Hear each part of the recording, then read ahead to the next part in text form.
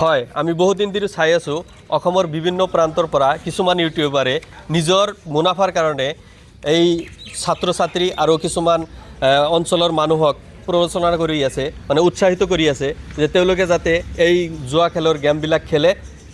সদায় মানে মোবাইল খুলিলেই আহে, এনেকুৱা অতিষ্ঠ হৈ পৰিছোঁ। আমাৰ অঞ্চলৰ বহুত মানুহে মানে কৈ আছে আপোনালোকে কিবা এটা একশ্যন লওক ইয়াৰ বিৰুদ্ধে, যে আমি মোবাইল খুলিবই নোৱাৰোঁ। মোবাইল খুলিলেই জুৱা খেলক, ইমুক গেম খেলক, তমুক গেম খেলক, ইমান টকা লাভ হ'ব, ইমান টকা আমি লাভ কৰিলোঁ। এনেকুৱা কৰি বহুত ছাত্ৰ ছাত্ৰী তথা অঞ্চলৰ বহুত মানুহক মানে জোৰোলাজোৰো কৰি পেলাইছে। তেওঁলোকক সাহায্য কৰাৰ কাৰণে আমি ছ'চিয়েল মিডিয়াত তেওঁলোকৰ বিৰুদ্ধে প্ৰতিবাদো কৰিছোঁ, কিন্তু এতিয়ালৈকে তেওঁলোকে প্ৰচাৰ কৰা বন্ধ কৰা নাই। গতিকে আমি এতিয়া আমি আইনৰ আশ্ৰয় লৈছোঁ। আজি আমি সন্তুলি আৰক্ষী চকীত আহিছোঁ, আহি কেনে তেওঁলোকৰ বিৰুদ্ধে আমি এজাহাৰ দাখিল কৰিলোঁ। এইটো এজাহাৰ।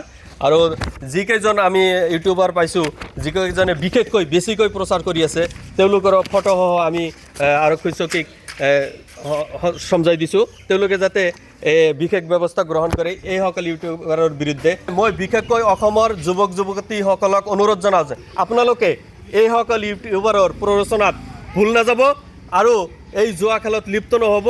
তেওঁলোকৰ যিখিনি প্ৰচাৰ কৰি আছে এই প্ৰচাৰৰ পৰা বিৰত থাকিবলৈ আপোনালোকে এওঁলোকক বয়কট কৰক। এওঁলোকক সমাজৰ পৰা, ছ'চিয়েল মিডিয়াৰ পৰা বয়কট কৰক, তেতিয়াহে আমি ইয়াৰ পৰা পৰিত্ৰাণ পাব পাৰিম।